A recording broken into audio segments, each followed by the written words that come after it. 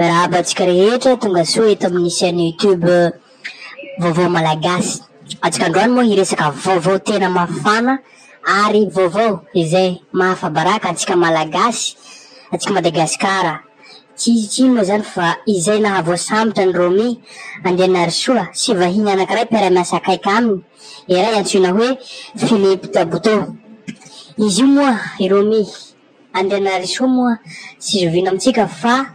tale kabinetra ny fiadidina ny Republika ny Madagasikara, izay nisambory ny NCA. NCA io moa National Crime Agency. Izy io dia raha ny fanangoavao azo dia varorohy noho ny resaka kolikoly saika atao tamin'ny orinasa iray mpitrandraka vatosoa antsoina hoe Gemfield. Izy ireo saika hakan'izy ireo vola mitetina 225,000 livres sterling na hoe 1,300,000,000 d'ariary ity orinasa ity. Miampy petrabola 5% amizay tetikasa rehetra izay hatao eto Madagasikara. Ny 8 septambra ao avy izao no hoenoina ao amin'ny fitsarana Sweetwater Crow Cars izy ireo, ary mety ho amandena ihany koa, mety ho figadrana an-tranomaizina mandritra ny 10 taona no sazy miandry azy ireo amin'ny helika tampangana izy ireo. Soso io moa koa avy amin'ny Financial Times, photo Emi News. Zany hoe ity resaka ty dia manakoako manerana Madagasikara zany na manerana any Europa, manerana Afrika rehetrarehetra, dia manakoako ity vaovao ty. Ary etsan-dany ihany koa dia maneho hevitra ireo mpanao politika malagasy atao tsisa moa zany fa ohatra ataotsika eo ny fanirisoherinay, eo ny tsy tena Andrianasononaiky, eo ny Patrick Raharimana, eo ireo mpanao fianana selo, eo ireo DPS informative taratra, eo ireo mpanao politika jiaby rehetrarehetra tsy akanavaka izay maneho hevitra mahakasika ty raha ty, satria tena mahafabaraka tanteraka ny fanaotry zao, satria resaka kolikoly avolenta le izy.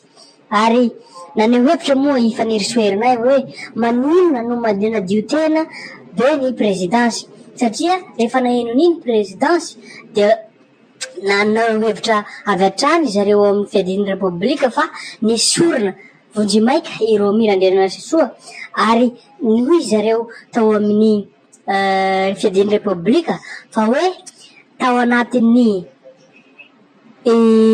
tsy fiasany na hoe tsy izy miasa no mandeha tany Londres iny fa congé. Ka noho izany dia tsy mahakasika ny filohan'ny Republika mihitsy, tsy mahakasika ny gouvernemanta mihitsy iny raha iny. Ary nanamafy naneho hevitra mahakasika an'izay moa izy ty i Lalantena Rakotondrazafy, izay ministeran'ny serasera sy kolotsaina izay eo akaiky ny filoha. Nefa kosa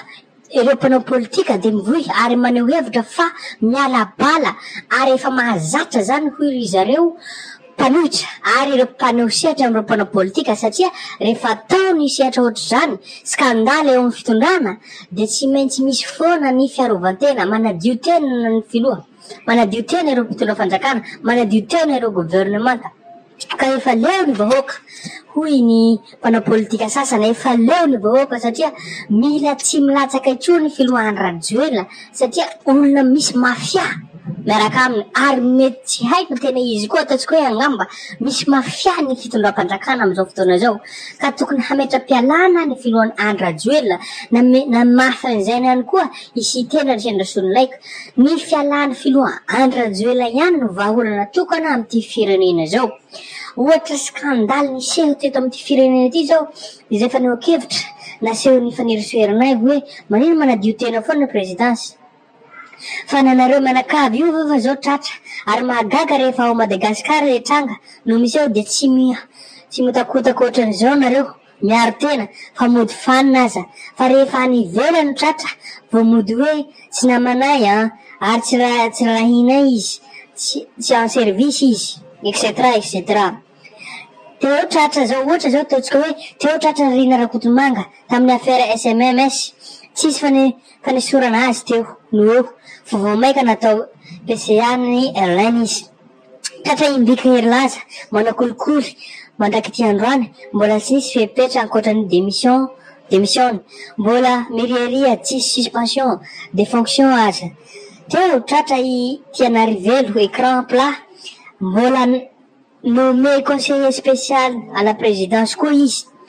voalaza IPG Bertine sy SG aina ministère justice fa manao corruption mbola eo foana tsisy levé de fonction tsisy enquête tsisy fepetra raisina ataon'ny fitondram-pandrakana satria afa baraka nareo zao ny exporté hatrany Londres ny kolikoly fanaonareo dia mody hoe sarotiny ny président tratrany DG Jirama manao aby lasa navoaka any Madagasikara fotsiny izy tratrany vadiny mamy Ravatomanga manao kolikoly ao amin'ny Knaps tsisy be de hatramizao leo kolikoly kosa koa izahay fa mba atao ohatran'ny romi daholo koa izay tratra nanao kolikoly teto fa manimba ny firenena sady manala baraka no mamotika ny toe-karena io ny fenoan-kevitra ny faniriso herinaivo izay afera maloto ny dirikabo izay afera maloto ataony ity fitondram-panjakana ty ko maneho hevitra am'izany ireo sehatra mpanao politika ka naneho hevitra rehetrarehetra hatramireo mpamomba ny fitondrana Andra Joel aza hatramy Rosy eo ihany koa ry Fleury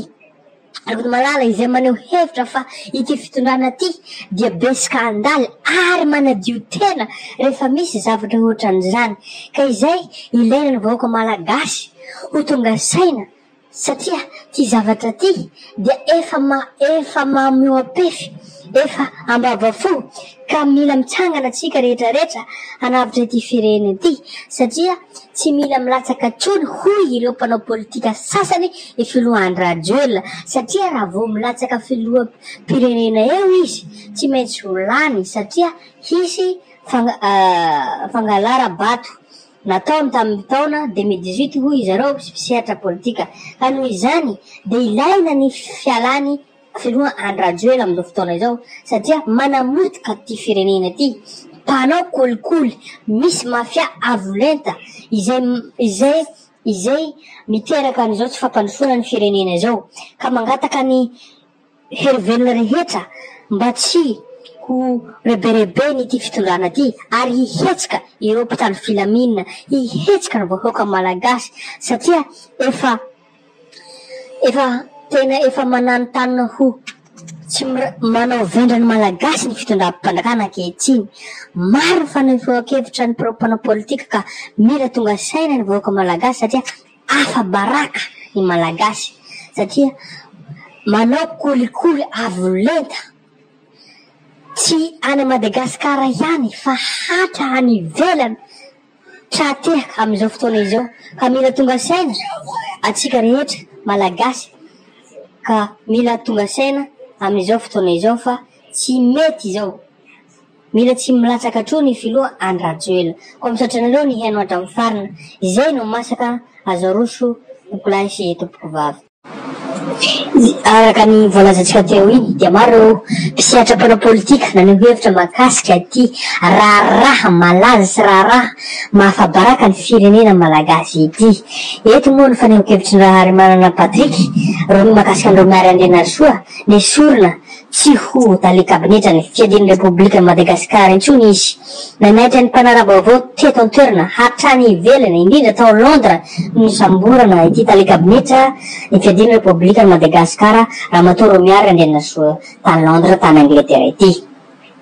raha afaka anambola tsy araka ny tokony ho izy ary enjeny lalàna no mahavoasarimbotra ity olona akaiky ny filoha pirenena Andra Joel ity afa baraka ny fiadian'ny Republika Madagasikara olona tahaka izany no manapa-kevitra any andapa itony ve ilalaizana hoe mafia ao andapa ao ary nivoaka hita maso hitam-poky hitam pirenena ny afera maloto ataony izy io ihany koa no nandray antanana ny fitantanana lavanila volana vitsivitsy zay izy no filohan'ny CVM na Comité de l'avenir de Madagascar nosoloiny ilay CNV izay nosoloiny ilay CNV Conseil national de l'avenir amin'ny fanomezana agrément vo maika io potika tanteraka io sehatra piarina lavanily io taoriany nandraisan'ny Ramatoa Romiary andrena soa ny fitantanana lavanily mety misy ampiarina maro no idirany ihany koa ity ramatoa ity satria simba tanteraka izay andalovany na izay idirany ary hidirany io talempoka brisa fety republika io avokoa raha izao natatarany izao tany Londres izao. Hita amizany fa simba tena simba ny endriky ny filoha Rajoelina sy ny fitondrana ankehitriny noho izao zava-misy manimbotra io tale io izao. Ny soravatrany tsy ho tale kabinetrany fety republika i Ramatoa Romiara Andrianarsoa rehefa nahoraka ny gazety ary miparitaka tamin'ny tambazotra serasera social media Facebook nanomboka ny alahady tamin'ny alahady noho nitoy ny tontolon'ny andro ny alatsinainy 14 août 2023 ity fa voasambotra efatra amin'ny alakamisy lasa iny ary tazomina vonjimaiky tany Londres noho izany voaroriha amin'ny raha kolikoly nokasaina tamin'ny orinasa Jamfel nisehatra tamin'ny arena ankibony tany ka no hotsaraina amin'ny 8 septembre 2023 zao. Raha ny fampitam-baovao nataony avy ao anivon'ny fediny republika dia congé ara-dalàna nanomboka ny alarobia 9 août 2023 i Romiara Andrianarsoa ary tsy nisy nahalala ny diany any Royaume-Uni. Namoaka fanambarana ny Transparency International Initiative Madagascar fa manaraka akaiky ity raharaha ity ary nanipoka mazava fa tsy azo ekenany tsy maty manota tao an-taon'ny efataona tapany ny Romiara Andrianarsoa tany kabinetran'ny fediny republika fa efatra Stéphanie Delmonte Ranomar Lovahasina ary Rarina Rarmara ireo no vaovao maresaka eto amin'ny firenena izay manimba tanteraka ny imageny Madagasikara izay manimba tanteraka afabaraka ny Madagasikara afabaraka ny malagasy fa indrindra ny filoham-pirenena hoy Rahamanana Patrick nefa koa tsy hainao ambadikinao fa moa ve nandeha irery izy raha ohatra ataontsika hoe nandeha irery izy tena izy tokoa no tompon'antoko mafia eo anivony eo manodidina ny filoham-pirenena Rajoelina moa ve